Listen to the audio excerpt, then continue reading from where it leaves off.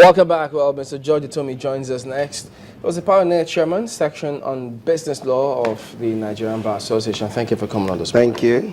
Well, speaking about the economy, they talk about the business environment, but one key sector that a lot of people agree on that, look, if that is fixed, you just see us just skyrocket. Power sector. Thank you. That's absolutely correct. Are we on course in that sector? Yes, we're on course. It's going to be a tedious journey, but we're on course. If you look back at when the reforms started, the idea was to remove the government monopoly of the sector and then unbundle them in such a manner that you can then create segments and introduce private sector into them. And we've done so successfully with the generating entities and distribution. Transmission is still largely with government. Should that also be? Yeah, at some point we should look seriously at transmission because the infrastructure, the funds required to deal with the transmission infrastructure is too massive. Government alone will not be able to do it. So at some point they must look at an economic arrangement that would also put that online. Otherwise it's going to be a major drawback because a lot of changes are taking place now amongst the GENCOs and the DISCOs, but transmission is slowing a lot of things down. Then there's the issue of a gas supply. The gas infrastructure too has been compromised because for years, and we keep saying that this sector has been subsidized in the sense that gas has never been given a realistic pricing.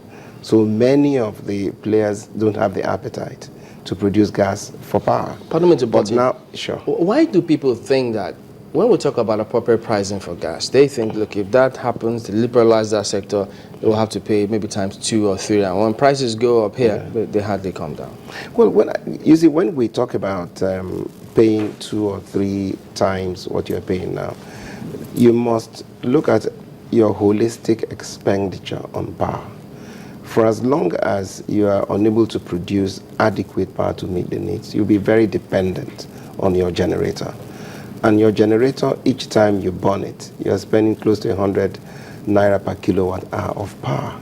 Right now, we are looking at a band of between 12 and 26, which is nothing. There are some estates in Lagos where they're paying 60 naira per kilowatt hour of electricity, and they're not complaining, because it doesn't give them the headache of generator. They don't know where diesel is coming from. They just go about their business peacefully. They control consumption, which is really where we should be moving to. Because each time we argue so much about price, we forget that the infrastructure that is required to make it truly work is underfunded as it stands today. There is no disco, perhaps only Eco Disco is the only disco that pays the market operator's bill in full. It's very difficult with all the arguments we have because they are the receptacles in the chain because they deal with the consumers and they collect the money. But the money is taken up to feed the entire value chain.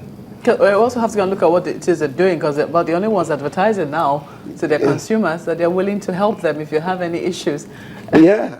I mean, we have to respond. We have to respond. Don't you talk to Ikeja Disco? Follow this. We're together in this. so that you can put this in perspective, what also comes to mind when you say all of that is energy loss and energy theft. That should also be another problem. It's a big problem. It's actually threatens to undermine a lot of the things we're talking about. Happily, the Lagos state government is becoming very proactive in this regard. Yesterday we had an inaugural meeting of they set up a committee on a power advisory committee that's looking at this whole issue about power, and it involves most of the major stakeholders, the GENCOs within the area, TCN, the DISCOs, the other independent producers, gas suppliers, which is very holistic. Because on the issue of theft, power theft, which was one of the issues we addressed, you need a measure of coercion, and it's only government that provides that to enable that tide to be stemmed.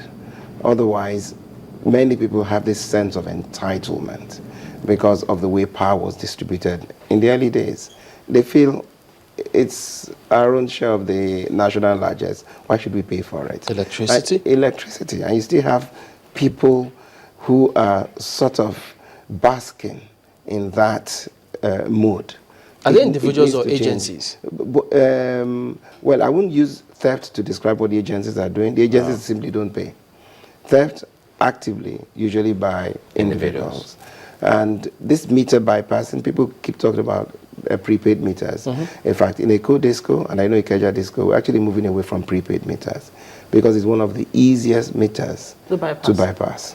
The prepaid meters? Yeah, somebody can tell you there are 61 ways of bypassing the prepaid meters. So what are you we're moving to? opting for smart meters. Oh, okay. So with the smart meters, which have inbuilt self-auditing mechanism, it's easy for consumer and distributor to see what the accurate meter reading is. So that way it reduces areas for friction. I quickly say that I sympathize with consumers who feel that the inability to deploy meters is making this issue of estimated billing a very sore point in this entire. You know why I asked you that? Sorry again to cut you. Whatever it is that we transmit, we generate and ultimately transmit to homes and places, would have, if we have the culture of conservation of energy, no matter how small or huge that is. And why is it that the discos are not going on enlightenment program? Yes, so that was understand what exactly it is that they can do. Yeah, that was discussed extensively. Eco Disco, again, I quickly say, we do that. In fact, over the holiday, we'll tell you switch off all non-essential electrical appliances, not only from the point of view of consumption, but safety as well. And then just put on only those that you require when you require them. People put on security lights day and night. And it's huge. Now that we're getting more power from the grid, people do not really know that their bills will go up because the consumption has gone up. But they still are stuck in the mode where supply was epileptic, and so the bills were small. And suddenly when they see a hike, there's a massive hue and cry. And it comes down to conservation. But are there those people who have prepaid meters than smart meters? But it should reflect naturally.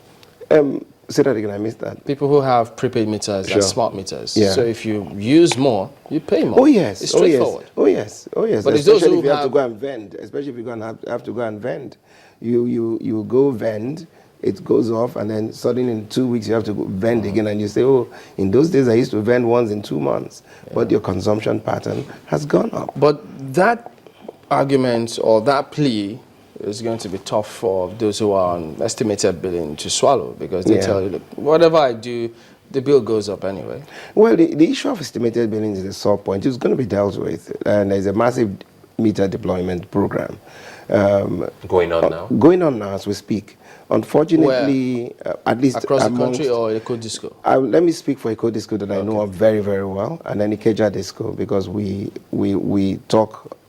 Because we supply Lagos. Disco? Yeah, because we supply the whole of Lagos. Now, yes, we're dealing with the issue of estimated billings. But then, remember, we all inherited a metering program brought about by NERC before we took over the discos, the CAPME program, where customers were encouraged to pay for meters, advance payment for meters. You give them a credit and then back off that funds from their tariffs over a period of time. That should really have created the liquidity required. But unfortunately, that program itself faltered a lot when we inherited it. Lots of people had paid, but the meters had not been supplied to them. And dare I say, we didn't even meet the funds when we came in. So for us, it's almost like starting afresh. But we don't mind that, because at the heart of this business is metering. So we'll do what we need to do. But luckily for us, technology has advanced to the point where you can now have smart meters, similar to the technology deployed for the telecom sector. So there's very little rancor So we're progressively, the meters have started coming in. We're From working where? with local manufacturers. Let me quickly say that because that's also another sticky point. We're working with local manufacturers as well. So between them and whatever shortfall exists that we can import directly, we're beginning to get these meters in. And it's going to be a progressive deployment. If you look at a CODISCO territory, for example, we have at least on a system just under 500,000 consumers. Now, on paper, that's the amount of meters you need to deploy. Now, if you do the arithmetic, it's going to take you, if you were installing a certain number per day, and we're going to actually do massive deployment to do that, you're looking at about a 2-year program for the entire district to be effectively metered.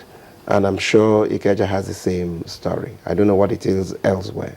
But that must go on so that it reduces, or if not totally eliminates, this issue of what I consumed or what I didn't consume, why are you giving me estimated bills and all that. In any case, most people don't pay the estimated bills, because it's always is a source for argument. They come and we encourage it. A lot of maybe that's why called disco. Yeah. Because we've seen people in Ikeja disco. Yeah. The first thing that they are told is go pay before you even complain. Yeah. every naturally, if you can get away with asking people to pay before they complain,